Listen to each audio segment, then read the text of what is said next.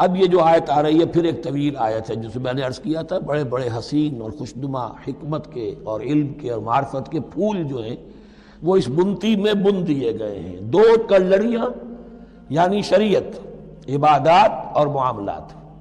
دو لڑیاں انفاق اور جہاد، قتال، جہاد بالمال، جہاد بالنفس، اور ان میں یہ پھول آ جاتے ہیں عظیم.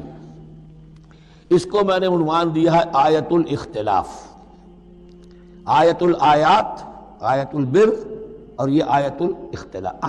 اختلاف کیوں ہوتا رہا ہے؟ اور یہ بہت اہم ہے اس لیے کہ جو وحدت ادیان کا فلسفہ دنیا میں کچھ لوگوں کی طرف سے پیش ہوتا ہے اس کا ایک حصہ صحیح ہے اور ایک حصہ غلط ہے. صحیح کون سا ہے، غلط کون سا ہے، وہ اس حدیث، اس آیت سے معلوم ہوگا. کان الناس امۃ واحدۃ، اس میں کوئی شک نہیں. پہلے تو انسان سب کے سب ایک امت تھے، حضرت آدم کی نسل، حضرت آدم نبی ہیں تو امت تو ایک ہی تھی. جب تک کہ ان کے اندر گمراہی پیدا نہیں ہوئی، اختلافات نہیں ہوئی، شیطان نے کچھ لوگوں کو نہیں ورغلایا، اس وقت تک تو کان الناس امۃ واحدہ، تمام انسان ایک ہی امت تھے. اب یہاں پہ سمجھ لیجئے کہ یہاں اس کے بعد ایک حرف محذوف ہے، ثم اختلفوا، پھر ان میں اختلافات ہوئے، فساد پیدا ہوا، کچھ لوگوں نے گمراہی کی روش اختیار کر لی. ایک بیٹا اگر حابیل تھا تو دوسرا قابیل بھی تھا.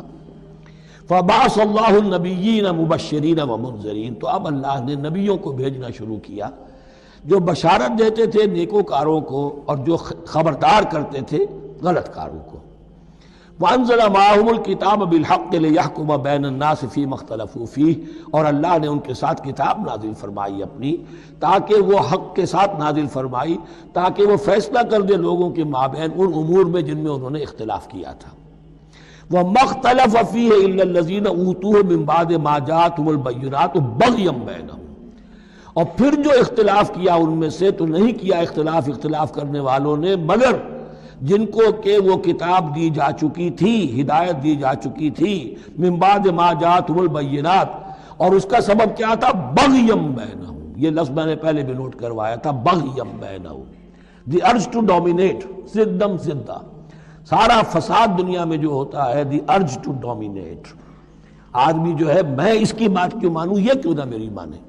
یہ ہے کہ جس میں جو بھی سربراہی اور بالادستی حاصل کرنے کی جو ایک انسان کے اندر ایک ہے امنگ ہے، یہ امنگ رکھی گئی ہے انسان میں. جہاں انسان کے اندر اچھے میلانات رکھے گئے، برے بھی رکھے گئے، نفس بھی تو انسان ہی میں ہے. اس لیے کہ انہی کی درمیان حق و باطل کی کشمکش چلتی ہے انسان کے باطن میں. حق و باطل کی ایک کشاکش انسان کے باطن میں چلتی ہے، ایک خارج میں چلتی ہے. تو فرمایا پھر ہم نے اپنے رسول بھیجنے شروع کیے. فبعث اللہ النبیین مبشرین ومنذرین وانزل معهم الکتاب بالحق لیحکم بین الناس فیما اختلفوا فیہ وما اختلف فیہ الا الذین اوتوہ من بعد ما جاءتهم البینات بغیا بینہم فہدی اللہ الذین آمنوا لما اختلفوا فیہ من الحق باذنہ. تو اب اس کے بعد اللہ تعالی نے ہدایت دی ان لوگوں کو جو ایمان لائے ان چیزوں کے بارے میں جس میں کہ وہ اختلاف کر چکے تھے حق سے، اپنے حکم سے اللہ نے ان کو ایمان کی طرف ہدایت فرما دی. واللہ یہدی من یشاء الی صراط مستقیم، اور اللہ ہدایت دیتا ہے جس کو چاہتا ہے سیدھے راہ کی طرف. لیکن اس کا دوسرا ترجمہ یہ بھی ہوگا اللہ ہدایت دیتا ہے اس کو جو چاہتا ہے. من یشاء، من یشاء میں اللہ کی مشیت بھی ہے اور جو ہدایت کا طالب ہوتا ہے. واللہ یہدی من یشاء، جو چاہتا ہے اس ہدایت کا طالب ہوگا، یہ اللہ کے ذمے ہے.